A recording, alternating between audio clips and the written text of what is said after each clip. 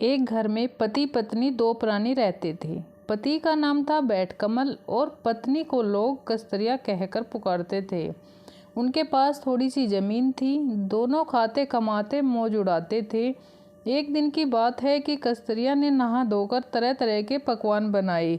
बैठकमल खेत जोतने गए थे। दोपहर के बाद घर पहुँचे तो नाना प्रकार के पकवानों की खुशबू उनके नाक में पहुँची। आह, आज तो मज़ा आएगा सोचकर स्नान ध्यान किया और कस्तरिया से खाने की मांग की। कस्तरिया ने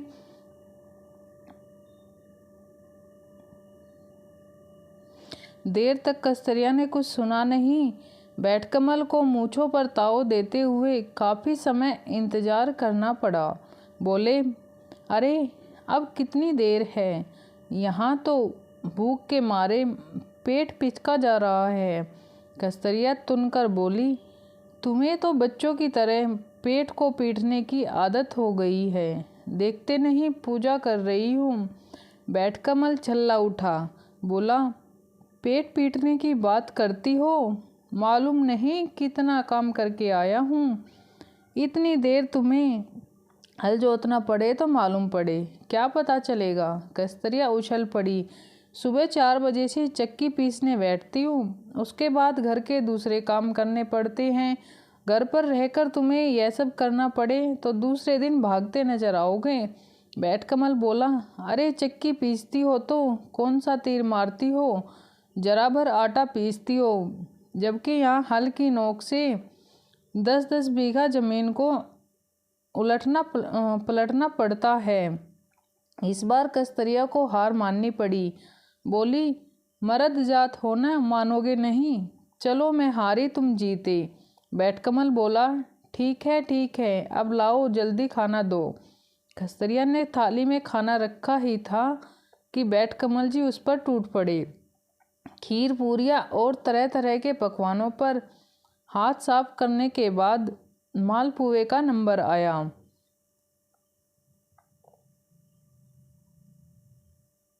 बैठकमल बड़े बड़े मालपुए चुनकर खाने लगा।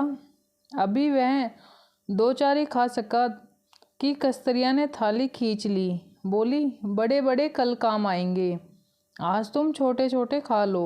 वाह, यह कैसे हो सकता है, मैं तो बड़े बड़े ही पहले खाऊंगा। कस्तरिया तुनक उठी और बोली, फिर वही बच्चों वाली जिद। बैठकमल भी ऐठ गई और बोले, लेकिन तुम ही क्यों बुढ़िया वाली हट करती हो। दोनों मालपुए से भरी थाली को अपनी अपनी तरफ खींचने लगे। देर तक उनमें खींचातानी चलती रही। आखिर बैठकमल से न रहा गया। बोला, नहीं मानोगी?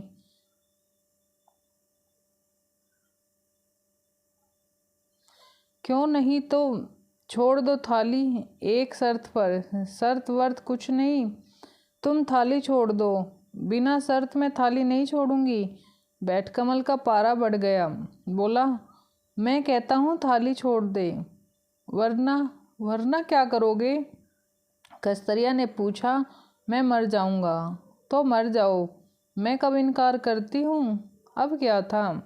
बैठकमल जी वहीं लेट गए और सांस रोककर आंखों की पुतलियों को फेर लिया। पति के ऐसे पाखंडों से कस्तरिया परिचित थी। उसने बैठकमल के ऊपर सफ़ेद चादर डालकर उसे सुला दिया और मालपुए की थाली को अच्छी तरह ढककर रख दिया। उसी समय उनका पड़ोसी वहां आया। गुस्से से भरी हुई कस्तरिया चूल्हे के पास चुपचाप बैठी थी। पूछने पर उसने जब कोई उत्तर न दिया तो पड़ोसी ने जाकर बैठकमल की चादर खींच ली। उसे क्या मालूम था कि बैठकमल मरने का बहाना किए पड़ा है। देखते ही उसके चीखें निकल गई। उसे मरा जान पड़ोसी ने शोर मचा दिया कि बैठकमल तो मर गया। तभी शोर सुनकर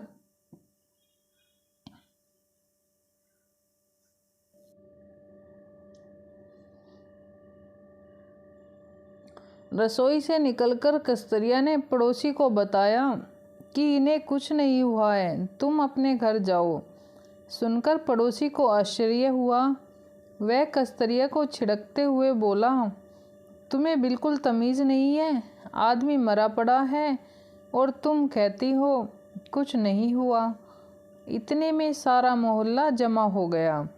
कुछ ही देर के अंदर बैठकमल के मरने की खबर दूर दूर तक फैल गई। बेचारी कस्तरिया परेशान हो गई। वह जब तक लोगों को समझाती कि बैठकमल पाखंड किए हुए हैं, लोग उसे उल्टे धुतकार देते। अपने झगड़े की बात भी वह किसी को बताना नहीं चाहती थी। आखिर किसी तरह उसने लोगों को दूर हटाया और धीरे से बैठकमल के कानों में बोली, क्यों इतने लोगों को पागल बना रहे हो? अब उठ भी जाओ। बैठकमल, पहले तू अपनी हट छोड़ दे। बैठकमल चुपके से बोला। किंतु कस्तरिया कब हार मानने वाली थी। उसने हाथ जोड़कर लोगों से कहा कि बैठकमल को कुछ नहीं हुआ है, आप लोग जाइए, मैं इन्हें देख लूँगी। गांव वाले भला कैसे मानते। बोले, घर में मुर्दा पड़ा है और तू हमें जाने को कह रही है। अगर इसका दाह संस्कार नहीं होगा तो यह भूत बनकर सारे गांव को परेशान करेगा। इससे अच्छा है कि मुर्दे को जल्दी से जल्दी घर से बाहर निकाला जाए और इसका दाह संस्कार किया जाए। बैठकमल की अर्थी तैयार कर ली गई। कस्तरिया ने बहुत समझाया पर उसकी कौन सुनता। गांव के लोग अर्थी उठाकर शमशान की ओर ले चले। पूरा का पूरा गांव, औरत मर्द बच्चे बूढ़े और उनके साथ कस्तरिया भी शमशान पहुंच गई। अब कस्तरिया को चिंता हो आई। सोचा, कहीं बैठकमल को जिंदा ही फेंक दिया तो अनर्थ हो जाएगा। वह लोगों से बोली कि एक बार मुझे अपने पति के दर्शन कर लेने दो। लोग कस्तरिया को पागल ही समझ रहे थे। बैठकमल की चिता तैयार की गई। अर्थी को चिता पर रख उनको कस्तरिया से अंतिम दर्शन करने को कहा। कस्तरिया लपक कर चिता पर जा चढ़ी। बैठकमल के मुंह से कफन उठाया और चुपके से उसके कान के पास अपना मुंह ले जाकर बोली, क्यों जान देने की ठानी है? चलो मैं हार मान लेती हूँ, तुम जीत गए। बड़े बड़े ही पहले खा लेना। ये सुनते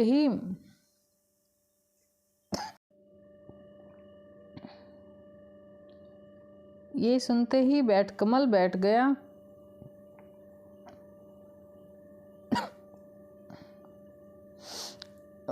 बैठकमल ने आंखें खोल ली। वह चिता पर उठकर बैठ गया। देखते ही देखते उसने अपने को संभाला और चिता से उछलकर लोगों के बीच आ खड़ा हुआ। उसके मुंह से बार बार एक ही वाक्य निकल रहा था, बड़े बड़े पहले खाऊंगा, छोटे छोटे पीछे। बड़े बड़े पहले खाऊंगा, छोटे छोटे पीछे। सुनकर तो लोगों में भगदड़ मच गई। सभी को लगा बैठकमल भूत बन गया है, वह सबको खा जाना चाहता है।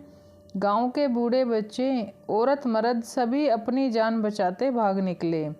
देखते देखते मैदान खाली हो गया, किंतु बैठकमल को किसी की परवाह न थी। वह उसी तरह उछलता कूदता छलांगे मारता हुआ गांव में आ पहुंचा। उसे गांव में आता हुआ देखकर लोग अपने अपने घरों के अंदर दुपक गए। सभी ने सोचा बैठकमल भूत बन गया है और सभी को खाने की बात कर रहा है, इसलिए सब अपने घरों के अंदर दुपक गए।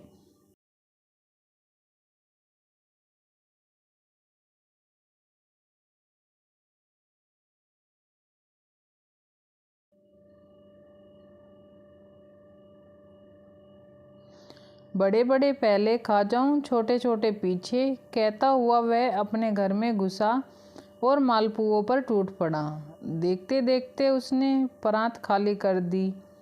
अगले दिन जब गांव वालों को उसकी इस शरारत का पता चला तो उन्होंने मिलकर कस्तरिया और बैठकमल की खूब पिटाई की और उन्हें गांव से बाहर निकाल दिया। दोस्तों, बड़े बड़े पहले खाऊंगा पति पत्नी की हास्य कहानी हिंदी कहानी को पढ़ने के लिए धन्यवाद। आपको ये कहानी कैसी लगी कमेंट करके ज़रूर बताना। वीडियो अच्छी लगी तो लाइक और शेयर करना। मिलते हैं किसी नई वीडियो के साथ, तब तक के लिए बाय बाय।